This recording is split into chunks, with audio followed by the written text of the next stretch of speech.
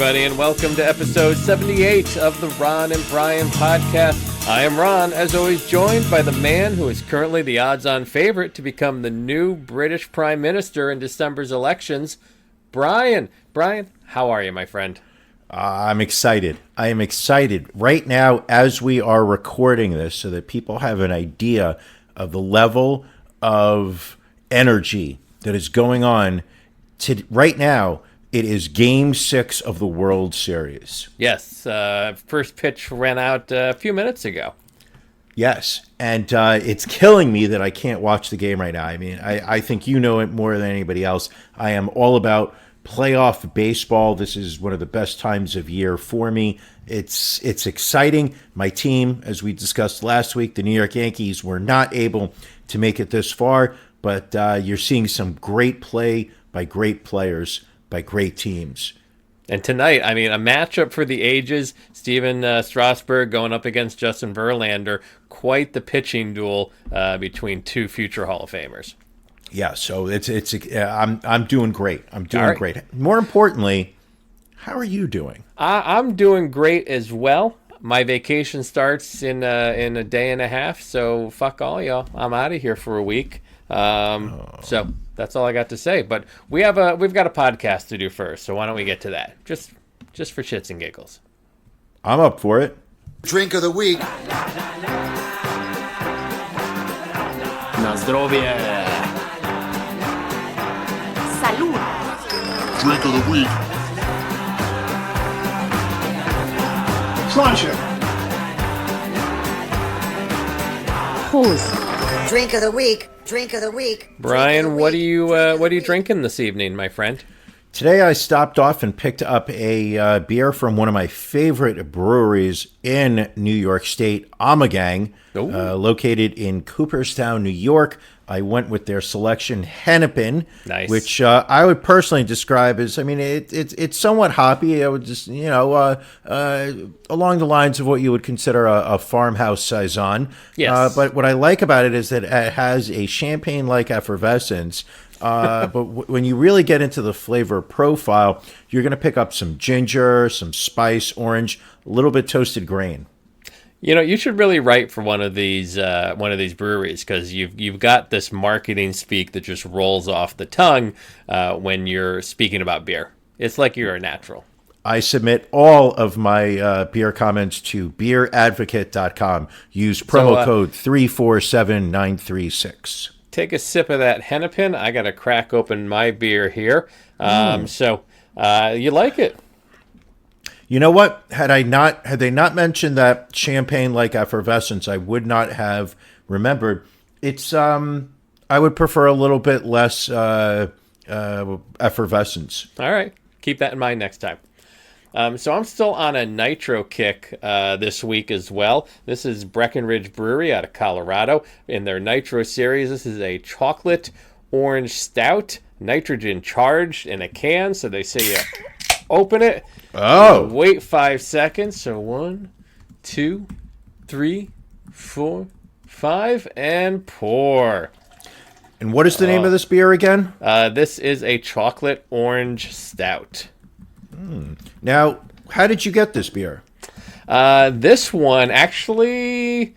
Nope, this was not a Tavour beer. This is one I got just at the beer store. So, Ron, just nice fucking little, lie. Just lie. You realize it was just a setup for you to give us all your Tavour discount code for our listeners. Nah, I'm not going to pimp myself out this week. I'm gonna rise above poverty and be better. I'm gonna do better. I'm gonna be best. And what is your review of this chocolate orange stout? It's good. I will say that. It's creamy from the nitro. I don't know that I'm getting a lot of orange, though. See, I'm still confused by the nitro. I don't get... I know that you said there's this little cartridge. Now, is that because there's nitrogen gas in it and it disperses throughout? Is it... Well, this one doesn't. This particular can didn't have the cartridge, but they must seal the can with the nitrogen gas inside. What does that do to the beer? It makes it creamier. You have the carbonation, but it's more creamy than normal. So next time you're down, we'll go somewhere where you can get a nitrogen beer.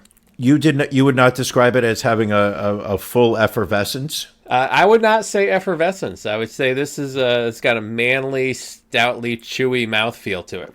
All right. I think I might start taking some beer recommendations from you.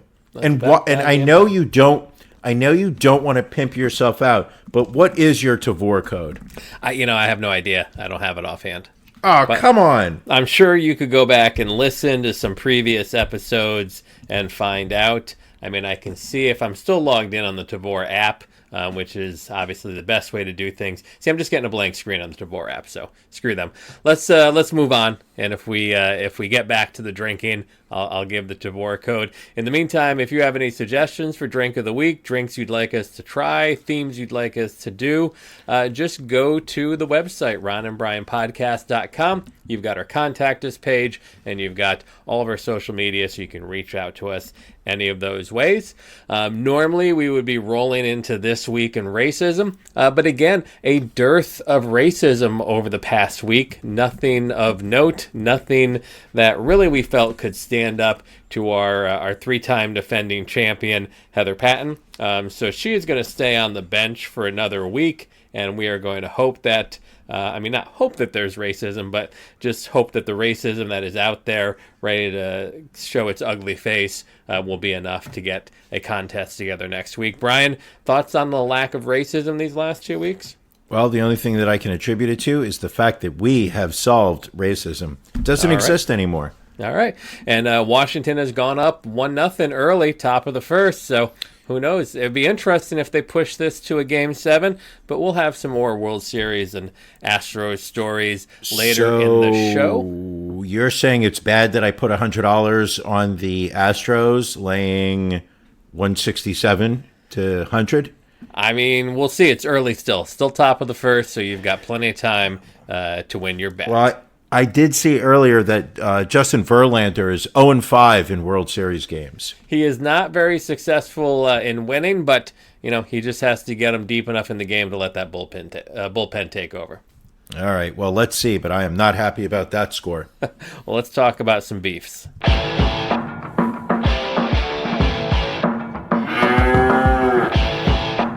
Ron and Brian's Beef of the Week.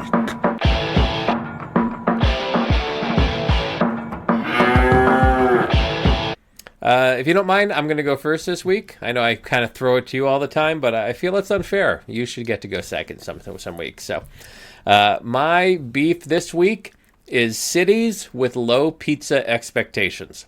So let me explain. I was in Syracuse, New York this past weekend for my brother's wedding. So mazel tov to Doug and Carrie. And it was a early afternoon reception, so we had lunch there. Gets later in the evening. We've been out drinking. We get back to the hotel. We want a little dinner, but we don't want to go anywhere. So we're like, hey, let's just order a pizza, eat it right here in the hotel room. Pull up my Uber Eats app, search through pizza places, find one with like a 4.8 rating out of 5. So we're like, all right, this looks pretty good. People like this pizza place. And get a pizza delivered. God awful. Really? Thick, weird cheese. The sauce had no flavor to it, and just a solid, chalky crust. Just one of the worst pizzas I've ever had. But apparently, people in Syracuse think this is good pizza because it had a lot of reviews and it had very high reviews. We had to get a pizza when we got back to Pennsylvania from our local Luigi's because that is a decent pie. That's the one you had when you were down a couple of years ago. Ooh, that was a good pie. A decent pizza. Yes. So I just don't get how people in Syracuse felt this was a good pizza in any way, shape, or form. So that's my beef. What is Syracuse known for food-wise? Because as you were talking about Syracuse, the first thing I thought of was, well, why didn't you order wings? But I remember that's Buffalo. That would be Buffalo. Food-wise, Syracuse is known for, salt potatoes, which is basically just potatoes soaked in salt and cooked. And then Hoffman's sausage. So hot dogs and Hoffman's sausage is very big up there as well. Okay, I figure they've got to stay warm. Greens, even though Utica's a little further away. So what is that? Utica? Utica greens. Okay, you have to understand something. Anything north of Westchester County is dead to me. So I do not know what a Utica green is. I mean, so basically it's cooked greens, but it's got peppers, it's spicy, it's got some, usually some shredded Parmesan or grated Parmesan in there. So just some greens with a little bit of kick to them. Very good flavor.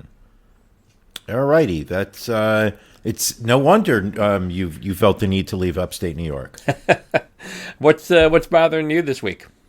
I had 2 instances on the New York City subway that I will link to what is my beef this week, which is a lack of consideration for others in today's modern society. Really? On the subway? I can't believe it.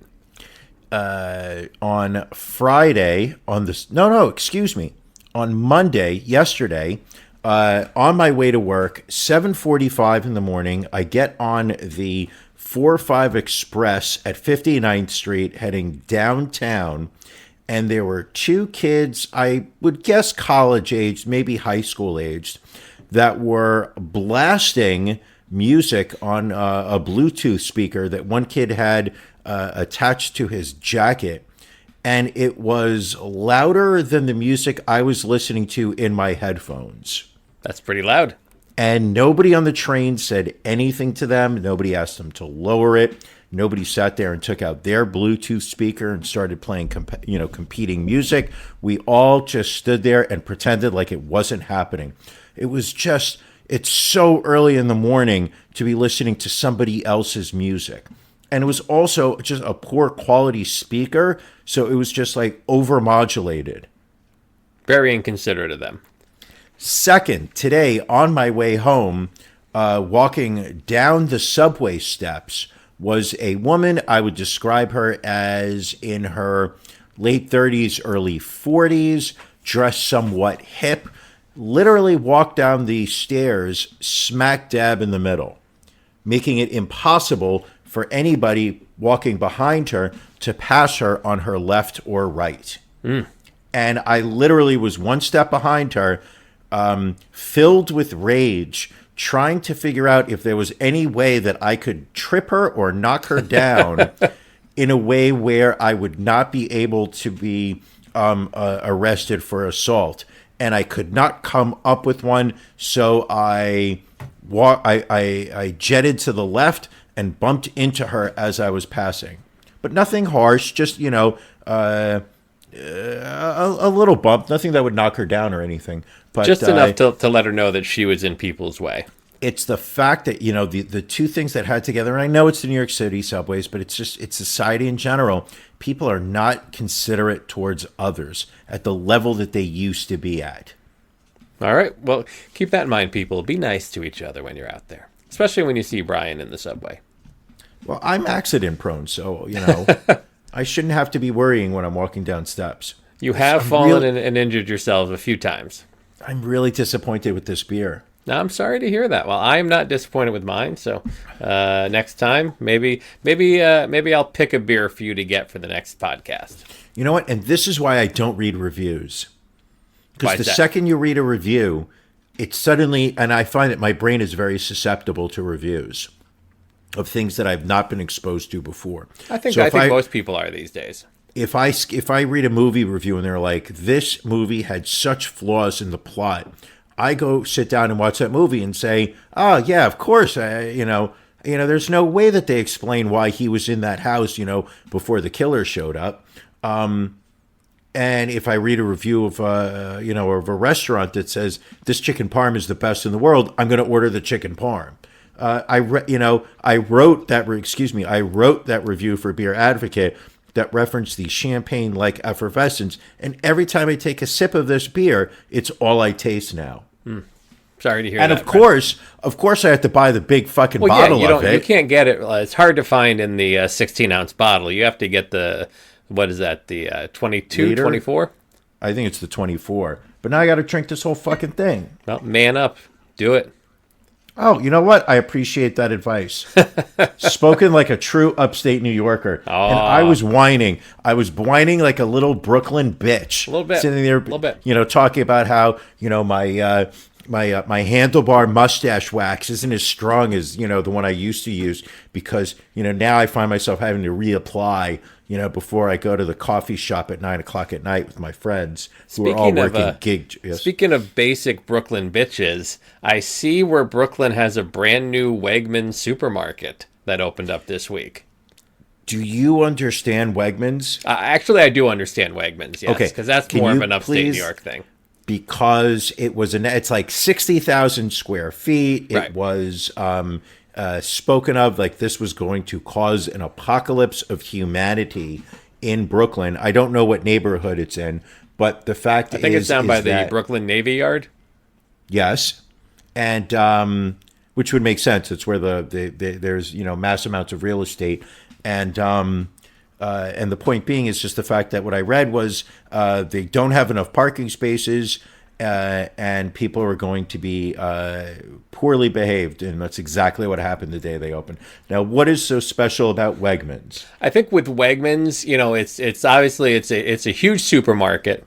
There are a ton of food options, in their cafe, sushi, pasta, pizza, sandwiches, salad bar, hot bar, wing bar, the whole 9 yards, pre-made meals. You can buy, mixers. You can refinance your home. You can plan travel. Like it really is. You can do everything at a Wegmans. It is everything and that much more. Is that where you booked your vacation? That is not, but I could have had I wanted to. Okay.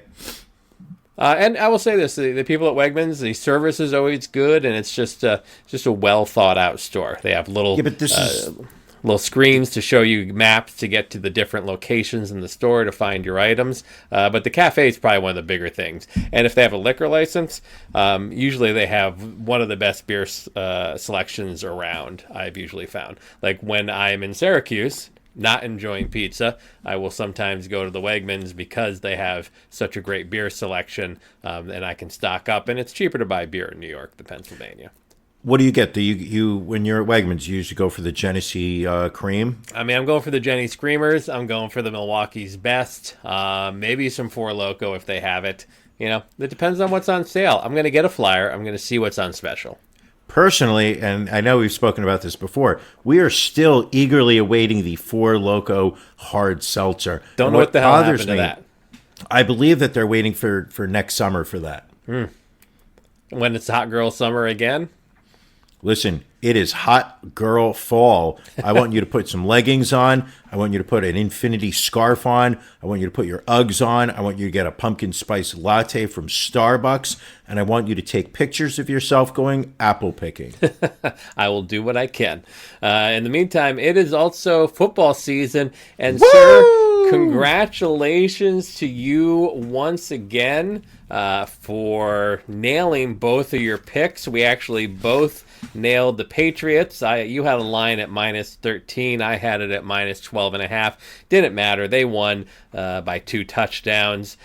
Green Bay, you must have been sweating that one for a moment there. And then, yes. They go up late by a touchdown, so you cover the 4 points there. And the Jags, made me a winner because there's no way you can bet on the Jets. Betting against the Jets is the best thing to do.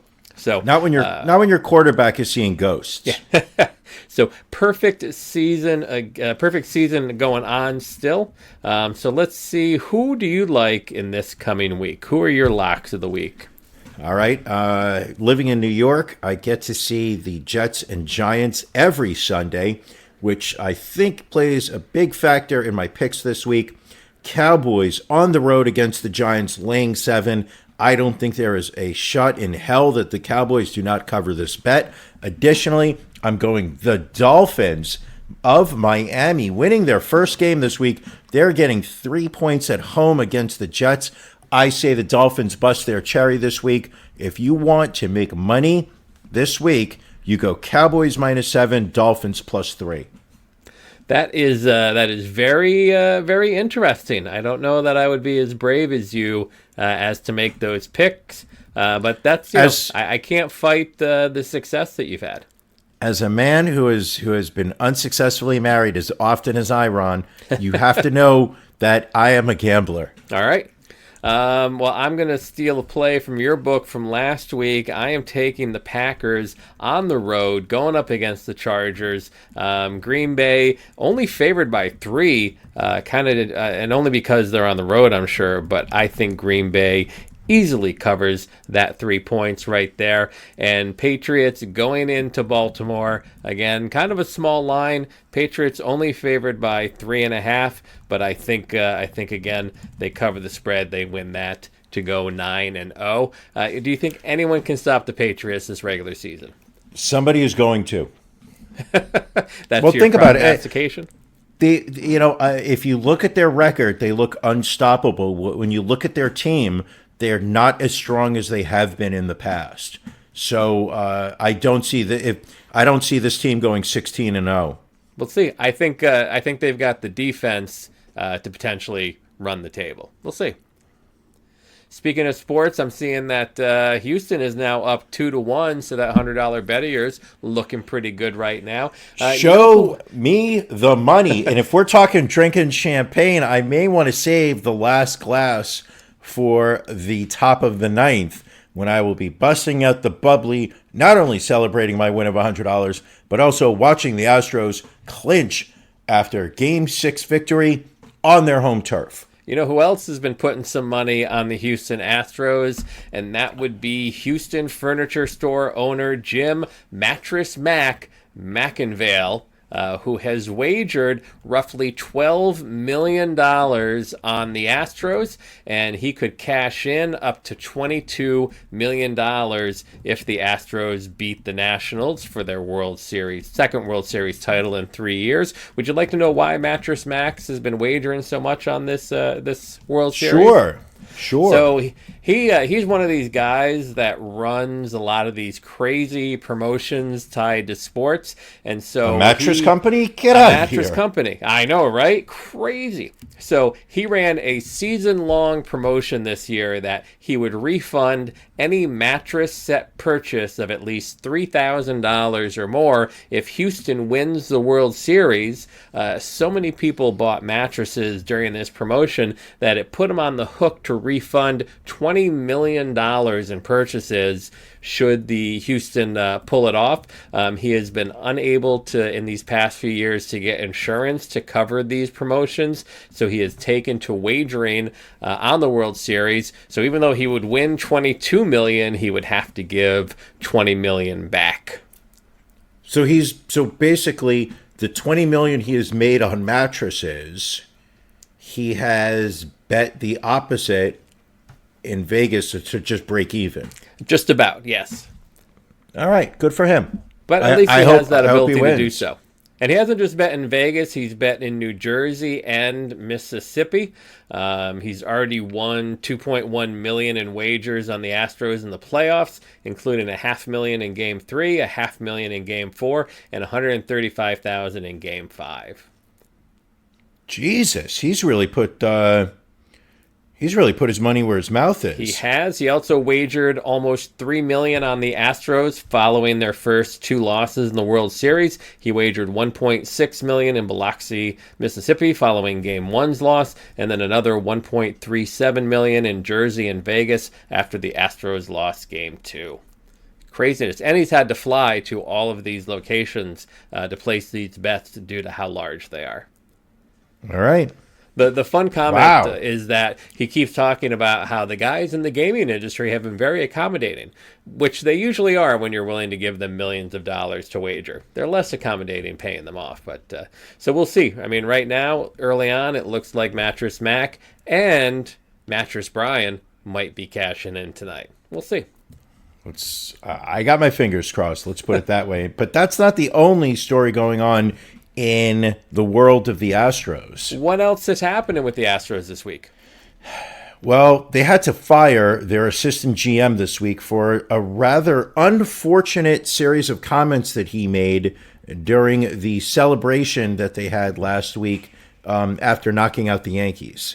So sons of bitches, number one, for knocking out the Yankees. And apparently he was yelling at female reporters in the locker room, "Thank God we got Osuna. I'm so fucking glad we got Osuna," referring to closer Roberto Osuna, who had been suspended for 75 games last season for violating Major League Baseball's domestic violence policy.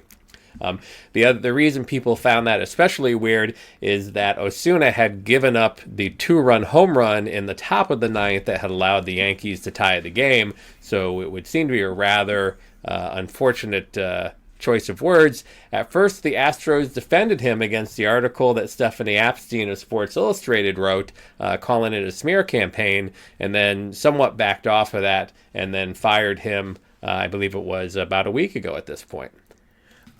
What I don't understand, obviously, we've all said things that we later regretted, and we've all said things that were not true.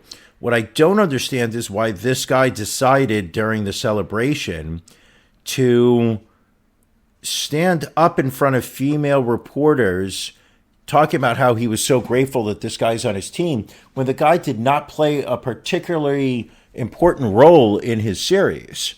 And that's why people tended to feel that his comments were targeted towards women because of the domestic violence issue. One of the women who had been wearing a purple domestic violence awareness bracelet and had tweeted about domestic violence before, it's very possible this guy could have just been a tremendous douchebag. I was going to say, maybe he was intoxicated. Like, first off, in his defense, and you know me, I'm not about defending assholes and douchebags. But if I saw somebody wearing a purple bracelet, I don't know that I would understand what the significance of that was. Well, then maybe you're not as woke as you keep saying that you are. Oh shit! Did you just attack my wokeness? I mean, I'm just throwing that out there. That's all. I'm not attacking it. No, you did. No, you did. You attacked my claim that I'm woke. But it. I mean, I think he's a flaming asshole, but are there actually people in corporate America, and even, I mean, as a general manager, assistant general manager, excuse me, I mean, I still say he has a corporate role, that don't understand you can't do that shit anymore? Clearly not. Clearly there are people that are still at this level of what they feel insulation within their organizations, that they can do or say what they want, and they're going to be defended by, their bosses. And in this case, it wasn't happening. And again, I don't think the Astros would have fired him if there hadn't been such outrage online about it. Well, the other thing was the fact, and this is where I think they fired him because they defended him immediately and proved to be wrong. Right. I think that had the story broke and they came down on him and said, you need to apologize, we're going to suspend you for, the rest of the season, you won't be able to participate, you'll be back next year, I think they would have walked away unscathed here. But I think it's the fact that the Astros immediately put out a communique that this story had been fabricated by the female Sports Illustrated writer, and came to the defense of a, as you said, douchebag. What's interesting is, the Astros walked back and retracted their statement, stating it was a fabricated story, but still technically have not apologized to the Sports Illustrated writer. One of the interesting tweets I saw last week was in regards to a press conference that Astros general manager Jeff Luhnow held, and he was asked whether he had personally reached out to Stephanie Apstein to apologize, to which he responded that he's been busy and hasn't had the time. The ironic thing was Stephanie was sitting in the room at the time of the press conference. So he literally could have apologized right there. So again, if you feel the Astros aren't a trash organization, you are wrong. They're trash. I regret betting on them. It was a wild ride out in Washington for games 3 through 5. Some ladies decided to, flash in the middle of one of the games. Did you happen to catch that, Brian? I'm woke, so I don't actually see exposed breasts in public. All right, fair enough. So apparently, two Instagram models, Julia Rose and Lauren Summer, flashed Astros starting pitcher Garrett Cole on live TV during Game 5 of the World Series on Sunday night. They both have since received lifetime bans from all Major League Baseball games. Thoughts on that? I think that it's potentially. I think it's a good start. I think you need to cut this. What is it? Pandering. I think you need to keep this pandering behavior out of outside of sporting events. I mean, we did have the streakers. We have people running on the field, but you're there to attend a baseball game, not try to account more followers. What I like is they claim to have been promoting breast cancer awareness through the stunt, but not. Most people feel they were just trying to promote their business. Rose is the founder of Shag Mag, an online lifestyle and sports publication that typically features topless photos of models and Instagram influencers, while Summer is the company's brand executive. They had to drop a good amount of coin to get seats right behind home plate for Game 5 of a World Series game. Yeah, I would have to say so. I would say a couple $1,000s. So let me ask you this, though. How does one enforce a ban at all Major League Baseball stadiums? Like, do you really think the average security guard at any baseball park over a 162-game season, 81 home games, is going to remember to keep these two ladies out? Ron, do you remember who you're asking this question of? I am. I'm asking you. Facial recognition software. You think so? There is no way that is not being utilized at every sporting event in America. Wow. You're going down a rabbit hole there, are you? You're telling me that you think that there are that we have the faces of Al Qaeda, ISIS, ISIL, Daesh. Ooh, interesting. And you don't think that they're using facial recognition software at every sporting event to try to look for criminals, terrorists, whatever word you want to say. They're going to slip these two women's faces in that. Well, they'll also probably put their breasts, because now we know what those look like. But you don't think that that's what they do? I guess maybe I'm skeptical that all of the ballparks have that technology at every entrance. I don't know. It's a bit of a stretch. Maybe the Miami Marlins don't have it, but you can't tell me an organization like these are billion-dollar companies here. There is no way that they're not going to invest several $100,000 into this. Well, I would agree to you that maybe they're doing it to keep, criminals, terrorists, things of that nature out. Are they then going to upload these two photos into that system to keep a couple of flashers out?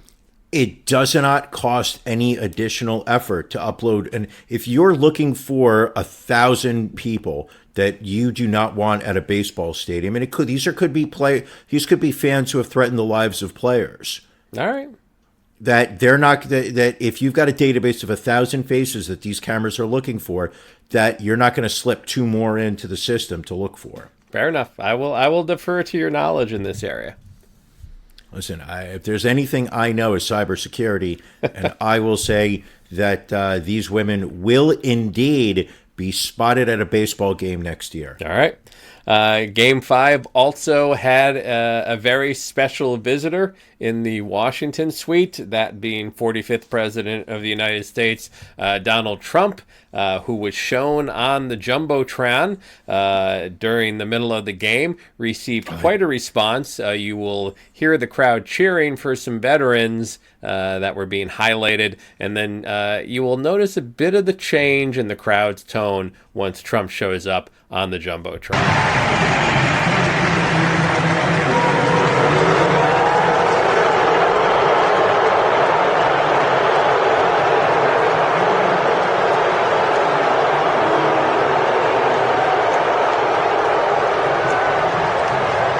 I think my favorite part is all of the video that came out afterwards, where they just really zoomed in on Donald, and you see him like smiling and waving, and then he realizes everybody's booing him and everybody hates him, and you almost see him start to maybe cry a little bit.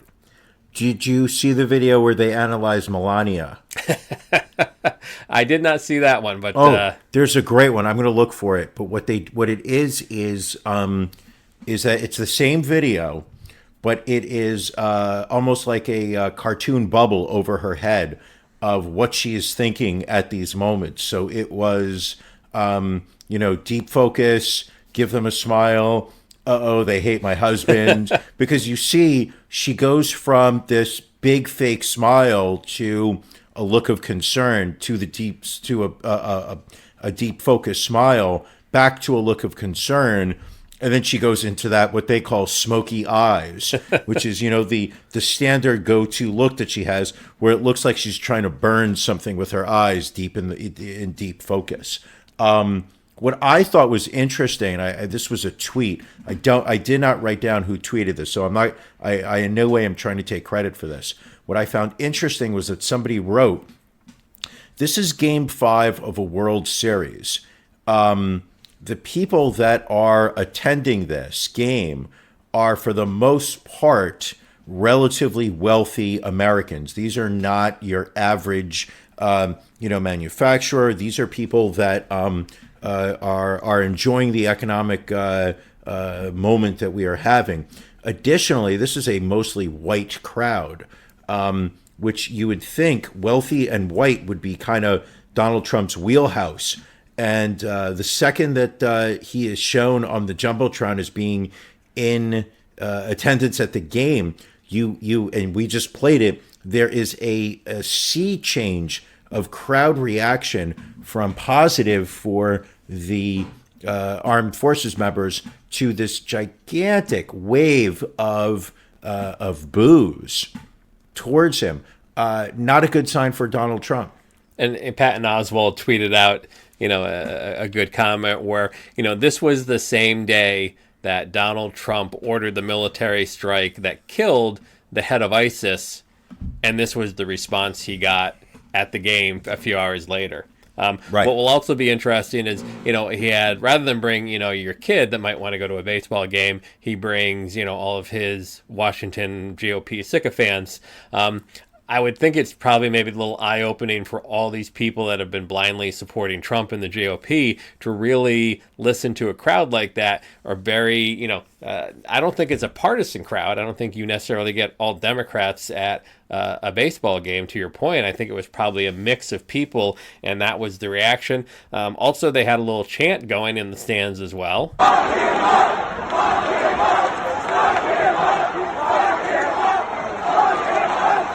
So I think people want Donald Trump to go to prison. Just the Were they talking about Donald Trump, or were they talking about the Washington Nationals pitcher at the time who was basically ensuring that Washington was not going to win the World Series? I mean, it's possible, but I'm leaning towards Trump. Because they were not saying lock Donald up. That was not what they said. They were saying lock him up. It doesn't roll off the tongue as easily. Maybe that's the problem. Hey, I'm just throwing things out there. Yeah, not a good. Do we move on to celebrity obituaries? We can do that, or I was gonna ask you, besides baseball, what else you've been watching. But we can do obits, so we'll leave it up to you. I feel like we just opened the door to celebrity obituaries, because the first one I have on my list is, let me clear my throat, Abubakar al-Baghdadi. Abubakar al-Baghdadi.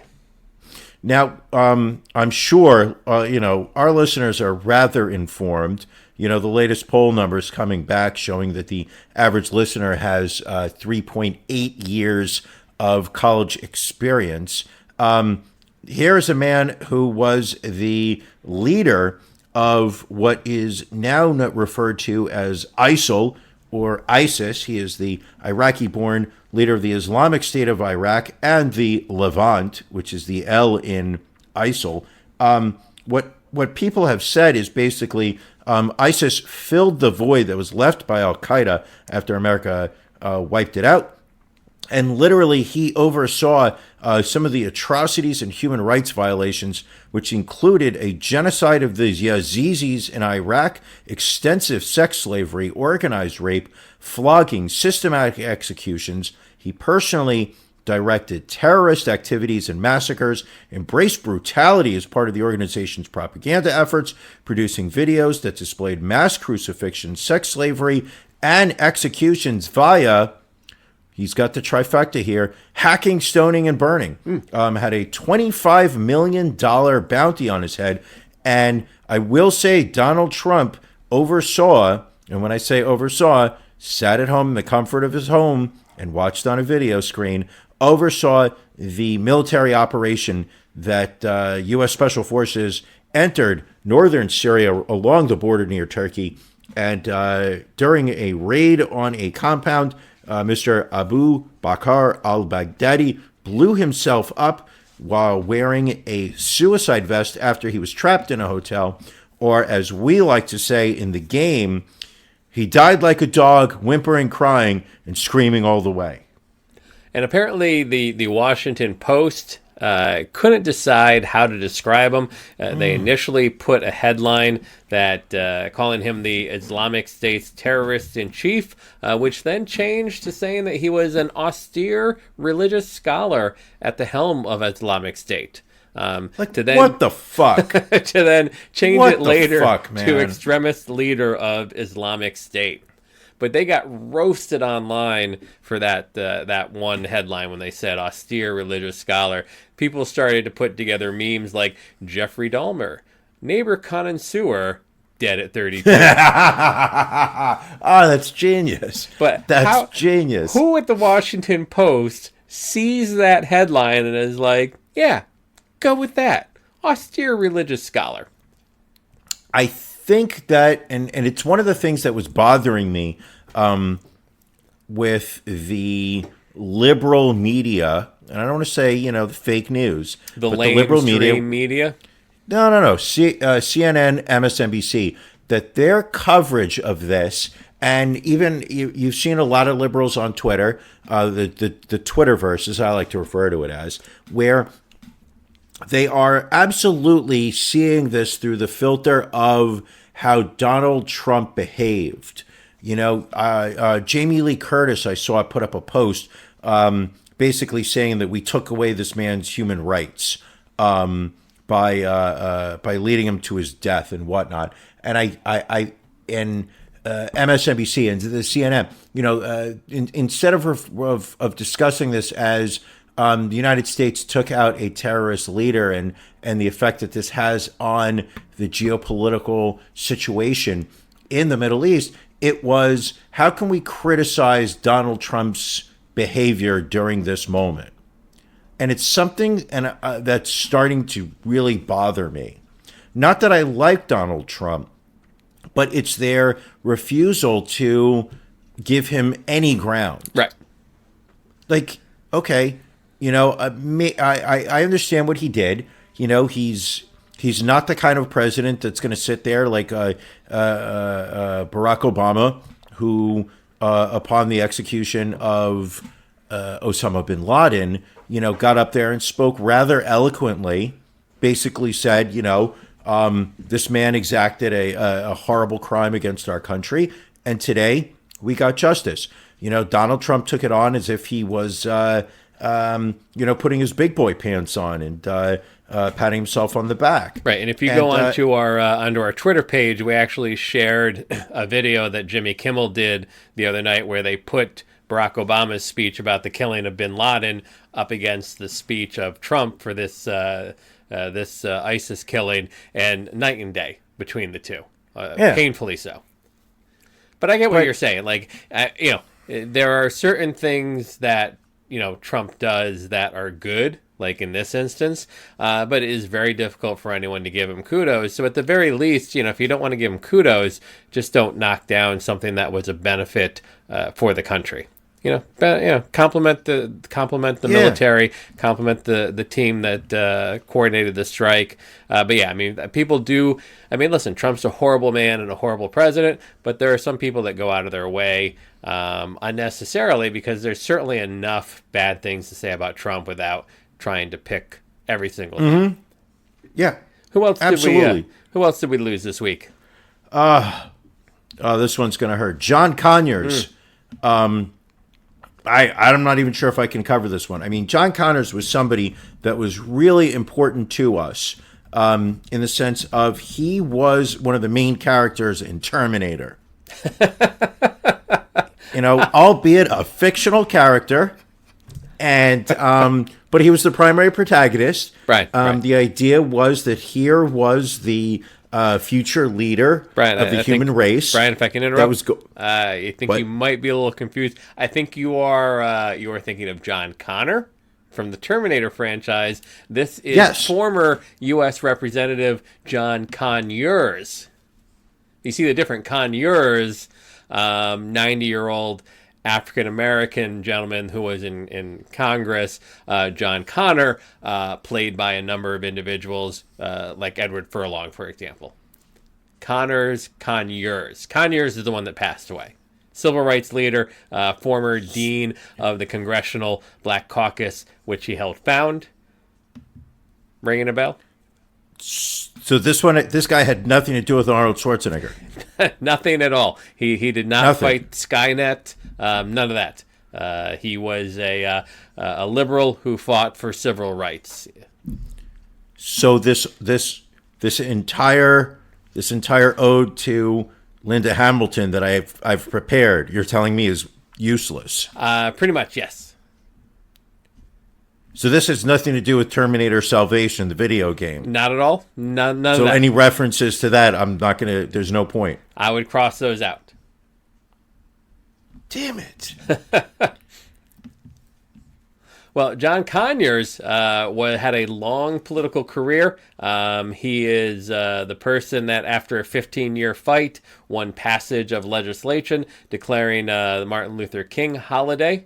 He had a district office in Detroit, which employed civil rights legend Rosa Parks from 1965 until her retirement in 1988. In 2005, he was among 11 people inducted into the International Civil Rights Walk of Fame. But after a nearly 53-year career, he became the first Capitol Hill politician to lose his job back in 2017 amongst a wave of sexual misconduct allegations sweeping through the nation's workplaces. A former staffer alleged she was fired because she had rejected his sexual advances, and others said they witnessed Conyers inappropriately touching female staffers or requesting sexual favors. Were any of these women androids? I'm not sure. I couldn't tell you. Were they made out of a liquid metal that could reformat itself into a different shape? Also not aware of that either.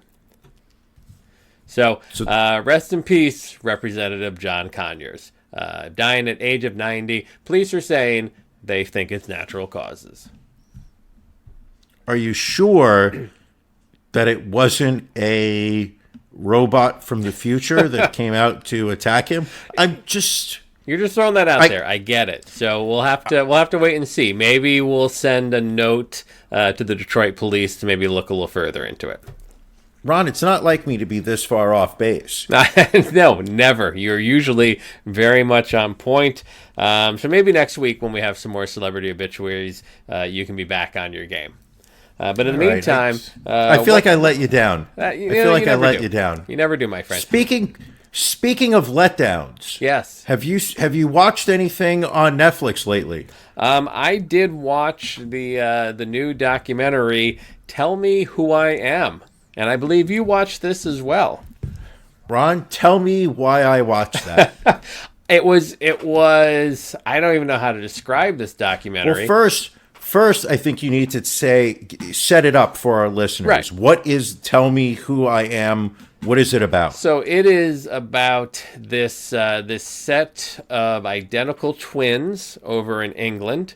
One of them, at the age of 18, gets into a motorcycle accident, sustains a very serious head injury, and forgets pretty much everything. The only thing he remembers when he wakes up, he sees his twin brother, and he knows his twin brother, doesn't remember his parents, doesn't remember anything about his life other than his twin brother. So his twin brother, tries to get him back into everyday life. He has to relearn how to shower, how to tie his shoes, all these things. And he goes through pictures, and his twin brother helps fills in these memories, coming to find out that he fills in the good memories, but not the bad memories. As it turns out, these twin boys were sexually abused by their mother from early on, age 2 or 3, up until they were about 12 or 13 years old. And not only that, their mother would drop the boys off at friends' house and leave them overnight, so the friends of the family could also sexually abuse these boys. And the twin who loses his memory, I think his name was Alex, finds this out after a few years, and it really created a rift in the relationship with his brother Marcus, because Marcus was very unwilling to talk about what they had experienced as boys. And so this documentary, gives you Alex's story, it gives you Marcus's side of the story, and then the two sit down at the end to finally hash out, and Alex finds out what exactly happened when they were boys. I liked it. I didn't think it wasn't great, but it was good. It was disturbing. It was a very thought-provoking documentary, because what would you do in Marcus's situation, where you have lived through a horrific experience, and your twin brother has had the fortune of having those memories completely erased from his head? Do you then give him those memories back? Would you do anything differently? Ryan, I take it you did not enjoy this documentary. I've got a somewhat different take to it. All right, talk to me. And I'm going to expose more than I may be comfortable with people knowing. Okay. I put this on because I had seen a ad or a clip on Netflix. And it was clear that it's the story of a boy who lost his memory, who was the subject of child abuse, and his brother recreates a future, and then eventually the boy realizes what happened to him as a child. After about the 20-minute mark of this documentary, and it's about 2 hours, I would say. Yes. Correct? About an hour and a half, actually. I found myself sitting there thinking to myself, okay, can we talk about the abuse? Where I became, I don't want to say obsessed or fixated, but it literally felt like it was a 15-minute story that was dragged out to 2 hours before there was the final payday, which was the brother Marcus explaining to Alex what had happened to him as a child. And it made me feel like a terrible fucking human being, because I realized that I spent 2 hours waiting to hear about some boy talk about how his mother used to fillet him, how she used to make the boys touch each other, how she would bring them. I forgot. Spoiler alert. If you're planning on watching this, I think I ruined the ending for you. But I realized that was the payoff, that this whole movie, the way it was edited, it's saving the payday of what the abuse was. If this movie were a fireworks show, the finale where all the fireworks are going off and the oohs and the ahs was this one brother talking about how his mother used to just basically put him in a car, bring him over to one of her friend's house, and if she wasn't going to have sex with him, let him sleep over at this dude's house so that he could be sexually assaulted. And I watched it, and it was disgusting, and it was gross, and it made me angry. And what made me angrier was that I just spent 2 hours specifically waiting for that moment. All right. Kind of a different take. This was, you know how they used to say investigative discovery is murder porn? Right. This was child abuse documentary porn, because it literally had the fact that they saved it for the end was their hint, the tip of the cap to, oh yeah, there's going to be a payday at the end of this. We're going to give you what you want. And I was a victim of it, because that's exactly what I was wanting. So are you saying you did not get the happy ending you were looking for? I furiously, I needed 3 tissues. My point is the fact that I wish that they had discussed the sexual abuse during the movie, and that the payoff was this brother getting his clarity, getting his life back, being able to feel like there wasn't all these lost years that he had been robbed of, but here's his path moving forward. The way it was edited was, let's watch these brothers struggle to connect with each other. But, because we know that the elephant in the room is, how are these kids sexually abused? And they hint at it. They hint at it multiple times throughout it. And it made me feel gross afterwards. Right. Not because there was sexual abuse, but because the fact that the sexual abuse and the graphic description of the sexual abuse was, what's the word I'm thinking of? It was hinted at. It was teased. That's the word I'm going for, Ron. It was teased throughout the show for the final payday at the end, and it made me feel disgusting afterwards. All right. I feel disturbed when you use tease and payday in relation to this story, but you do you. And at the same time, what truly makes me love you as a human being is the fact that yesterday, out of nowhere, you reached out to me and said, hey, there's something I want to talk about on the podcast this week. Watch the documentary on Netflix. And I said, is it about the little boys that got abused? And you were like, yep. And I said, yep, let's talk about it. We had both individually landed on this thing without ever communicating our intents. And that made me just sit there and realize that you and I are truly connected. We're spirit animals, each of us. So what else did you watch on Netflix? I watched the Eddie Murphy movie, Dolemite. I believe it's called Dolemite Is My Name. Yes. How is that? I have not had a chance to see that. What did you think? I enjoyed it. It was not what I was expecting. Okay. I thought that this was going to be a remake of the Dolemite first movie. Yeah. I thought it was going to be a return to a blaxploitation, starring Eddie Murphy as the main character, and it is not. What it was it was about the making of Dolemite. Gotcha. It is about Eddie Murphy plays the main character, name of Rudy Ray Moore, and it is about his rise in 1970s LA, where he is performing at African American clubs, struggling to create an act to be relevant. He is a comedian, and he falls upon this character, Dolemite, which seems to hit it off in front of a crowd. And basically, he takes it to the point of financing a movie by himself. Dolemite. And the struggles of making a movie on a very cheap budget, surrounded by his friends and family who have never acted before. Entertaining, not what I was expecting. Wesley Snipes, who makes his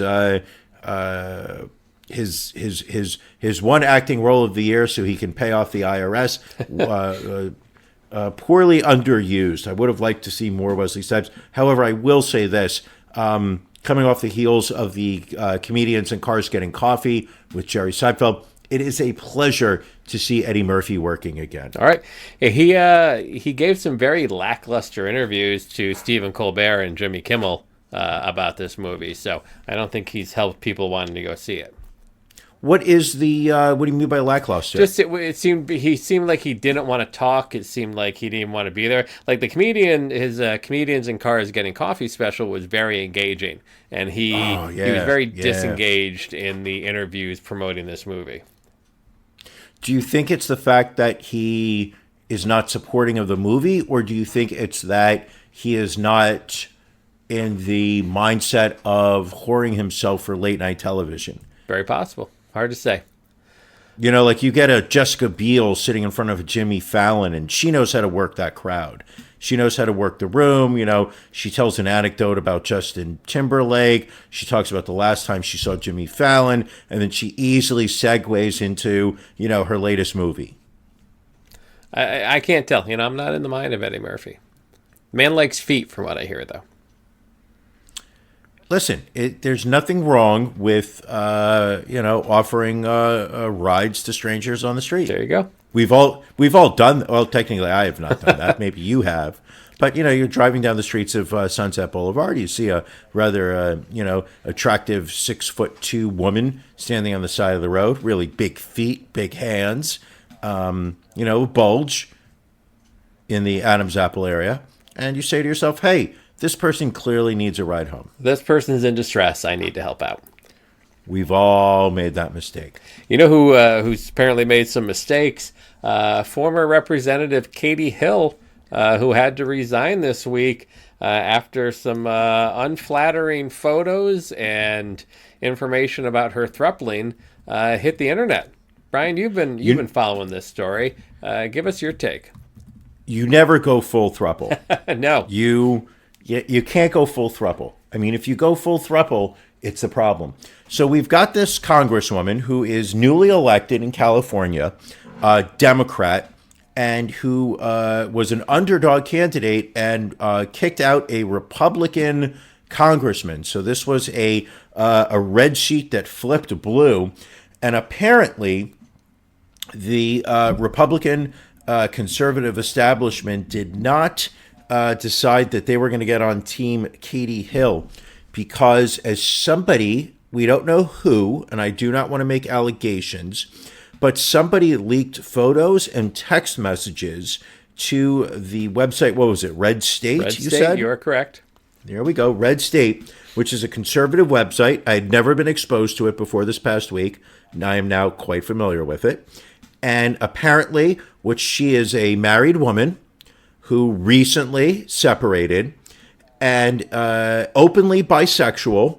She never hid the fact that she, finds women attractive and has been in romantic environments with women, have been in romantic situations with men, does not see any harm in anything. And you know what? More power to her. We don't judge here. This is a safe space. The problem, and this is where things start going a little sideways, is that she decided, with her husband's blessing and his, based on the photos, clearly excited involvement, they created a pyramid type relationship, not a couple, but a throuple, where they brought a 22-year-old woman into their relationship, where she would be a third party in their relationship, not just in bed, but in their relationship. Here's where it gets a little sticky, and I'm not talking about her husband's underwear. I'm talking about the fact that this woman that she brought into her relationship was an employee. Yes. She was a campaign staffer. Now, we've all staffed a couple things, but apparently this woman was staffing a bunch of other things. So there was that. There was also allegations that she was also romantically involved with her current legislative director, Graham Kelly. A male. Somebody who's male. But there is also photos of Graham Kelly, Katie Hill, and Morgan Desjardins together. She felt that she had to resign. And a lot of the media outlets are portraying this as one of the first political victims of revenge porn. What is your thoughts on that? I don't necessarily an allegation, I guess, allegory, if you will. I feel like we're being misdirected here. Okay, why is that? So when Red State came out with the news of this on their website, they featured a lot of, I want to say intimate photos, but not sexual photos.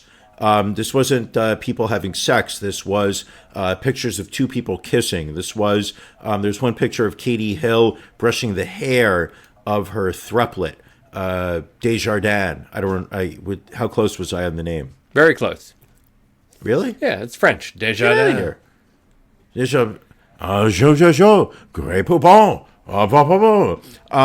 So these were clearly photos that were taken during intimate moments. Now, clearly, based on the language that was in the text, Katie Hill breaks it off with this woman, her campaign staffer, and says, listen, it's not that I don't care about you, but I just feel like this is, not appropriate. Given my role as a congresswoman, I don't think that this is something that should go on. So the fact that these photos that were taken, it's implied that the only two other people that would have access are the husband, who is now separated, and this second woman, if you would. But the text messages are clearly taken off the phone of her campaign staffer.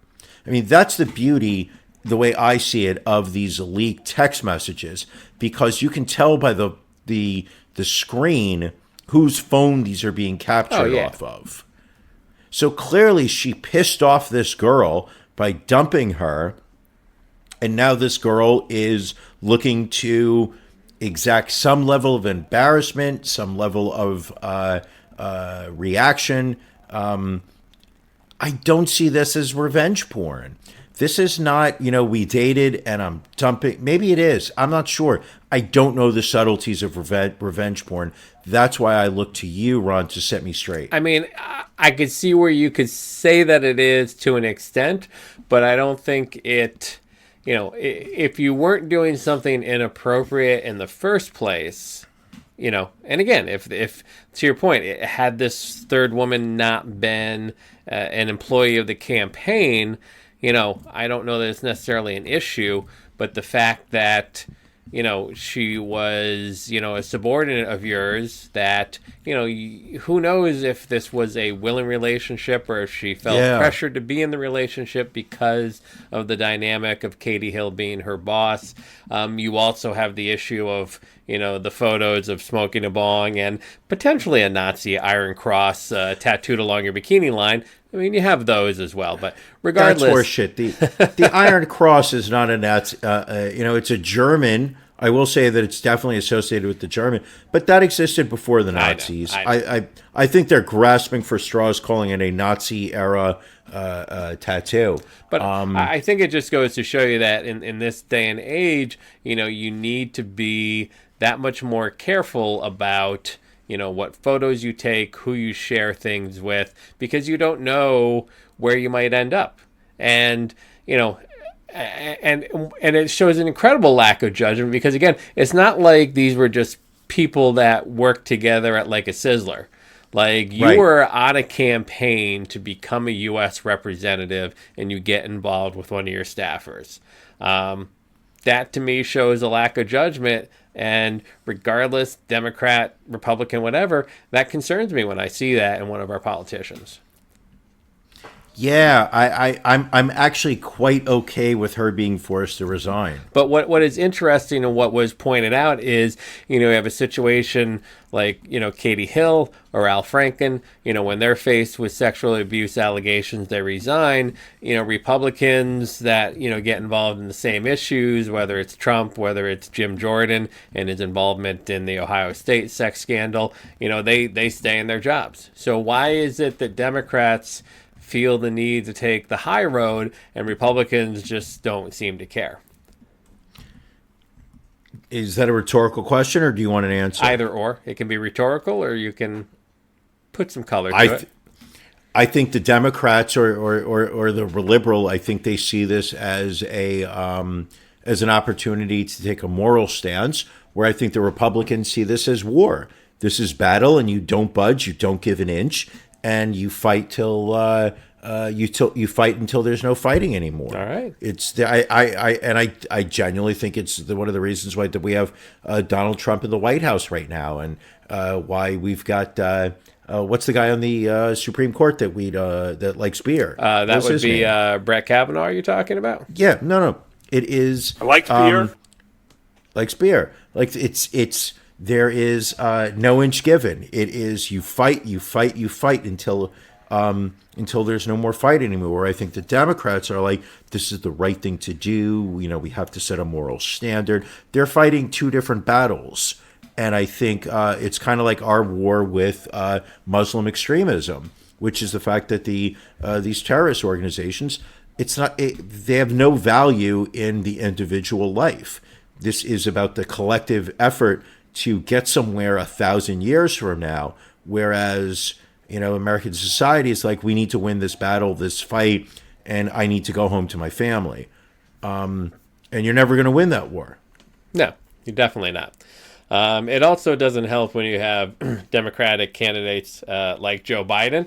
So maybe let's finish off with just one little Joe Biden piece, in that he had announced a campaign the other day called, and my Spanish is very bad, so we'll see, Todos con Biden, which apparently means everyone with Biden, which he's using this campaign to help organize support from the Latino community. However, one little problem: the Biden campaign forgot to register the web address, Facebook name, and Twitter handle for the new initiative, allowing the Trump re-election campaign to scoop them up and use the accounts to spread anti-Biden messages.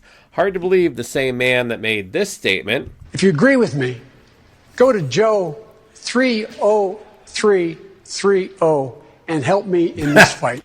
Would not be savvy in locking that up the web address. But now, if you go to totosconbiden.com, you're now greeted with a message that reads, "Oops, Joe forgot about Latinos," in both English and Spanish, and the buttons on the page lead to a campaign called Latinos for Trump. Okay, poor Joe. Do you think, here's, obviously we're recording this on, at the end of October. The general election for president is not for another year. If you had to call it, who do you think is the Democratic candidate to go up against Donald Trump? That is a tough call. I do think it comes down between Bernie Sanders and Elizabeth Warren. I would say it will end up being Warren. Okay. And you?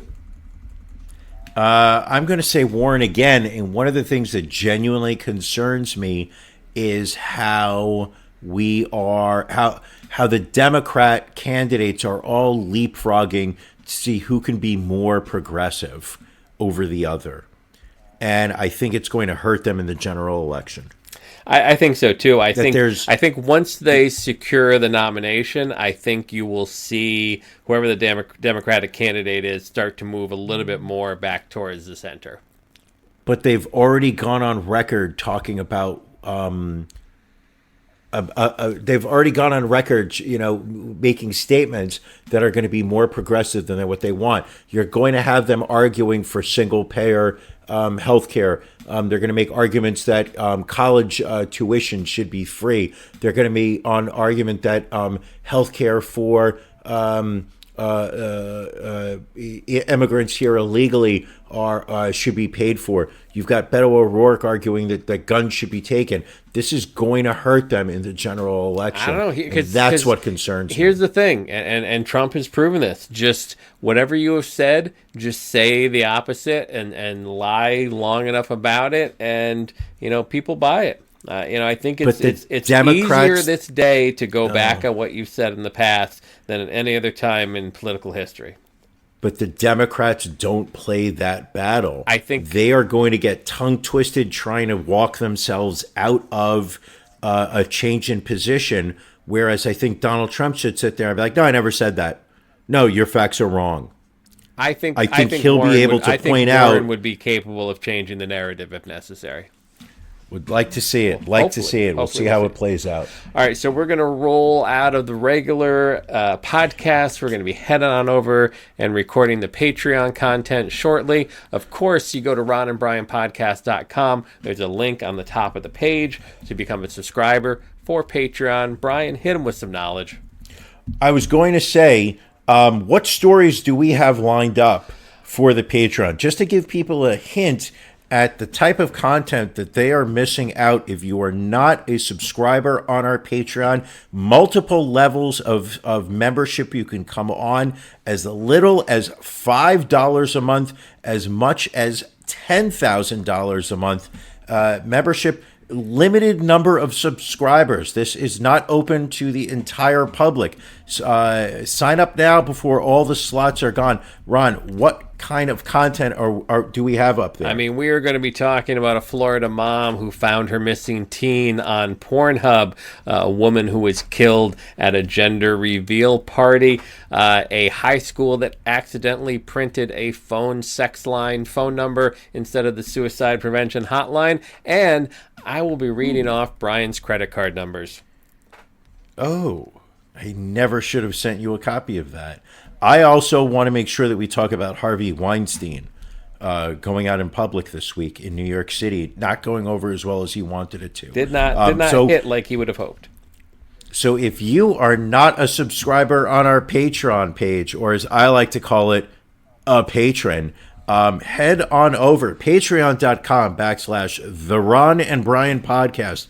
Every week we are throwing up a minimum of 30 minutes of bonus material. If you liked what you heard, for as little as $5 a month, that is $1.25 a week, less than you spend cleaning out your belly button. You literally could be able to enjoy this extra content that only Patreon members are listening. Listen, I can't tell you what to do, but fucking go to patreon.com/The Ron and Brian Podcast. Click become a patron. Join our aluminum level. Join the bronze. Join the silver. You've got the gold level, platinum. What's beyond platinum, Ron? Titanium? Diamond. No, we've got diamond. All right. But listen, you're missing out. You're just fucking missing out, people. Listen. And you know what? If you can't afford it, I get it. I understand it. Go to our Twitter page. We've got some incredible content that's going on free for the masses. Go to our Twitter page. Both Ron and I are putting up some great tweets at Ron Brian Podcast. You're gonna love it. We're gonna, let's make it even easier for them. If you just go to ronandbrianpodcast.com, it's all there. Links to the Twitter, links to the Facebook, links to the Patreon, and all of the different podcast channels you can listen to all this fantastic content in. So bookmark ronandbrianpodcast.com. All right. There you go. Anything else, sir? I would tell you that I love you, but I know that I have another 30 minutes of your time, which is very precious to me. So, yeah. All right. Well, I feel the same way, brother. All right. Enjoy, everybody. Thanks for joining us. Listen, rate, and review.